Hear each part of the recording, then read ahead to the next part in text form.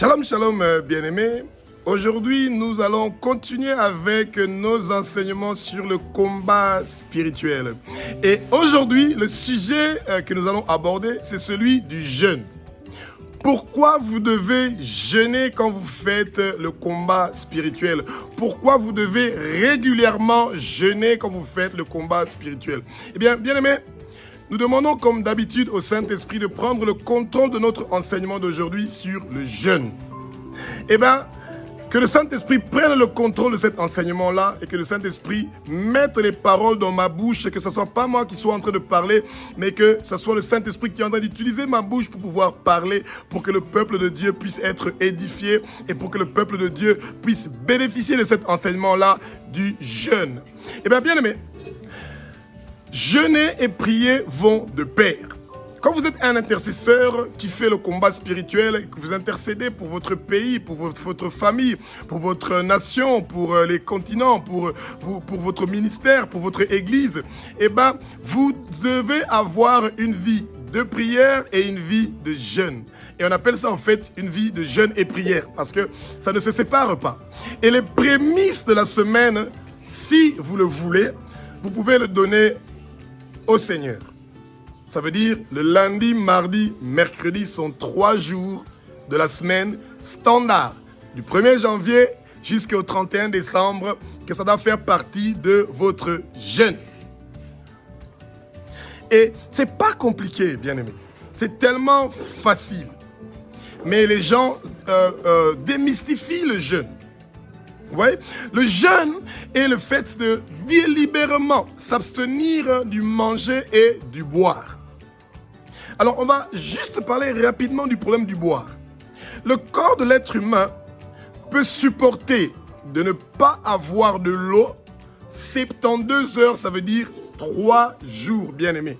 Ne cherchez pas à faire ce qui va au-delà de votre force.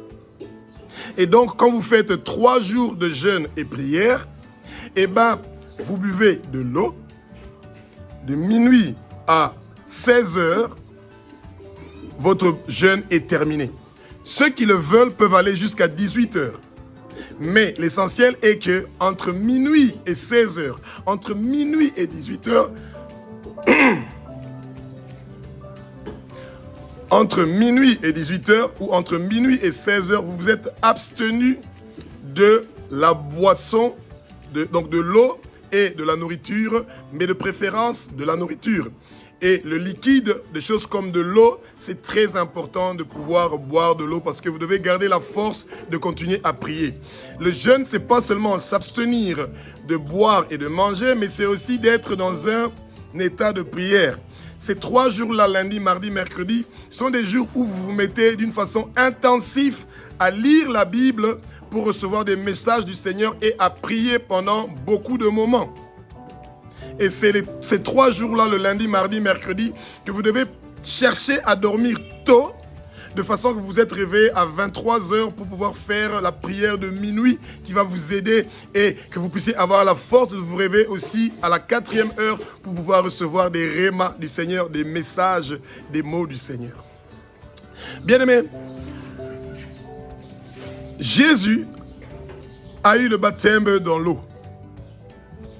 Ensuite, le Saint-Esprit est descendu sur lui comme une colombe et il est monté à la montagne et il a fait un jeûne de 40 jours.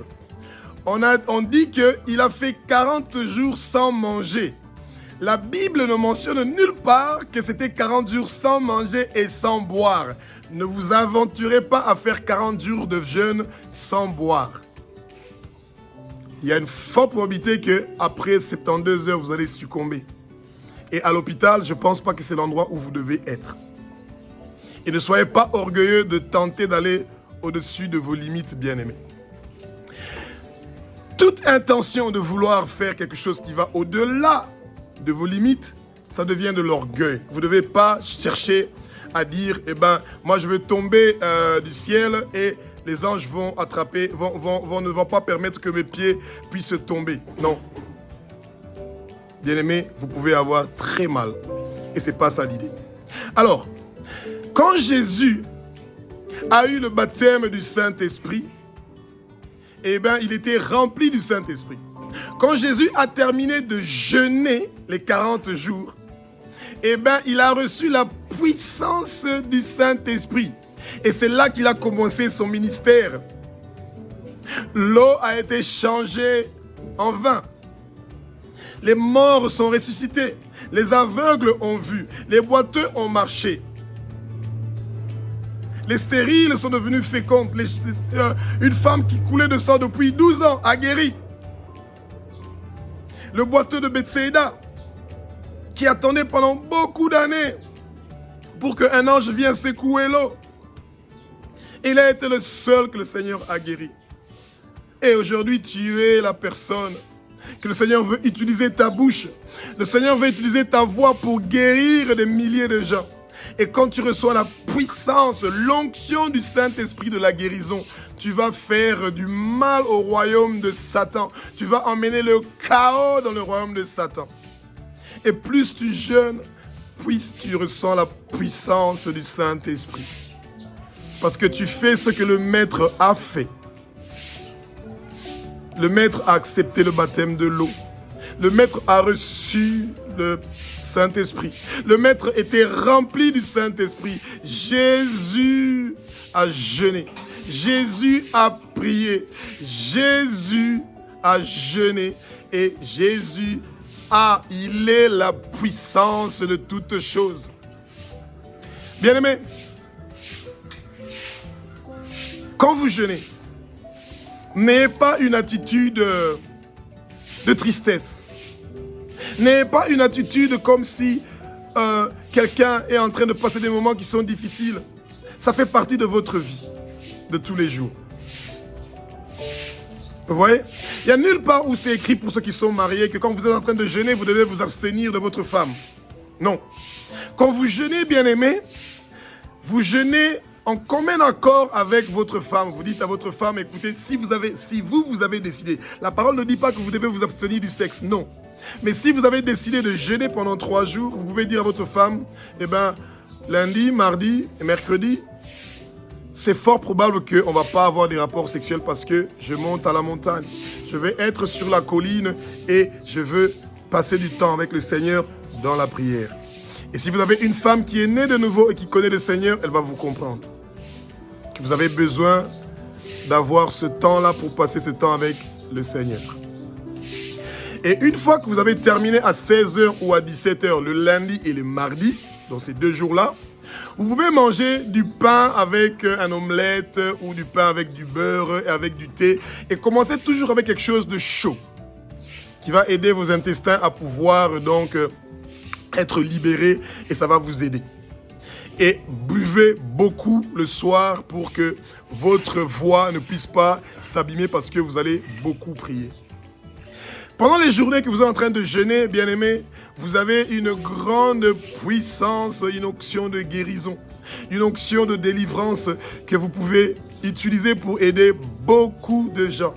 Pendant les moments de jeûne et de prière, vous avez une onction pour prier pour votre pays, pour votre quartier. Ça peut faire des très bonnes choses. Bien-aimés, il y a quelque chose que vous devez comprendre quand vous êtes en train de faire la prière, l'intercession et le jeûne. C'est que d'abord, dans votre vie vient le Seigneur.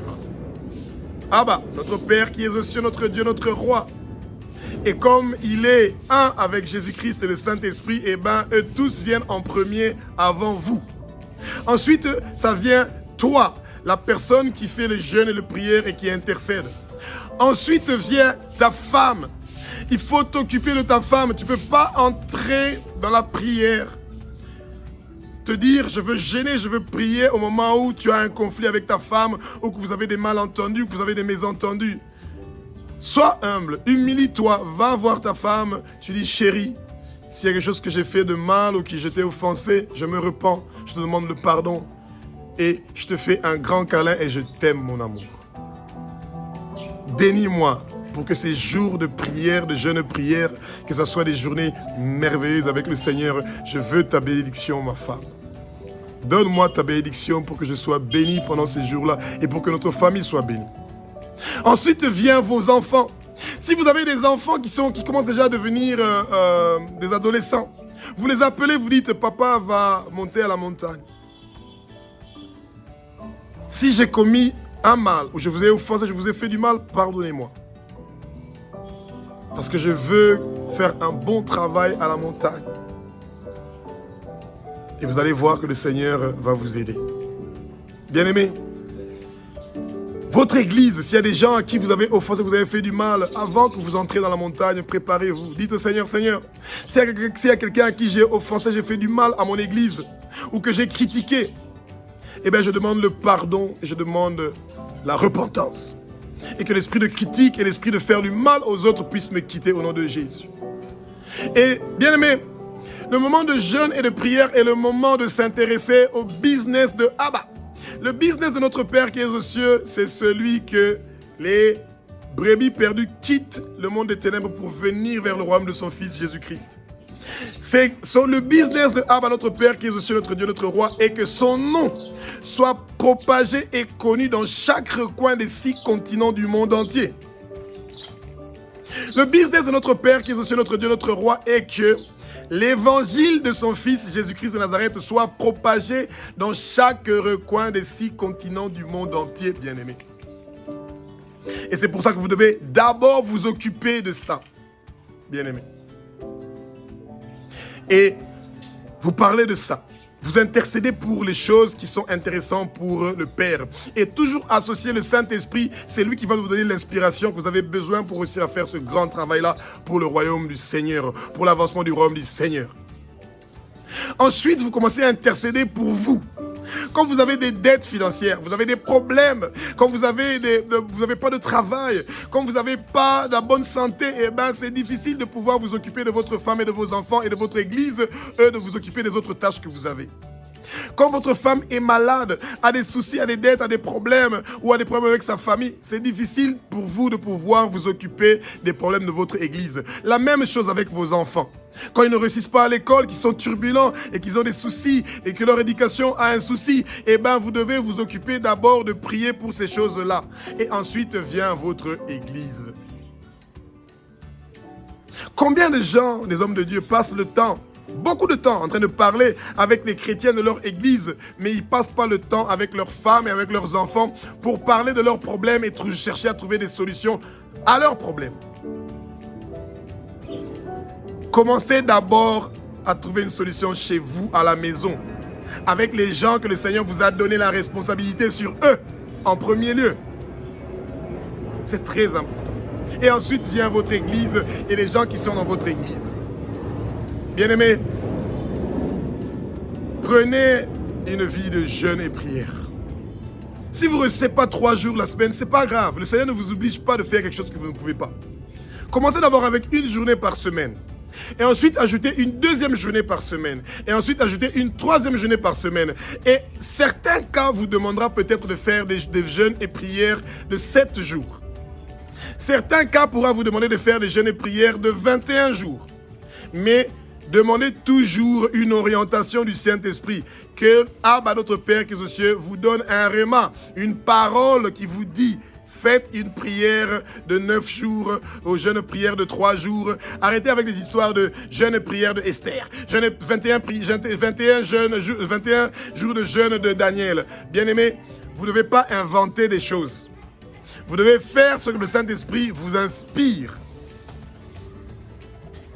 C'est lui notre maître qui nous dit ce que nous devons faire.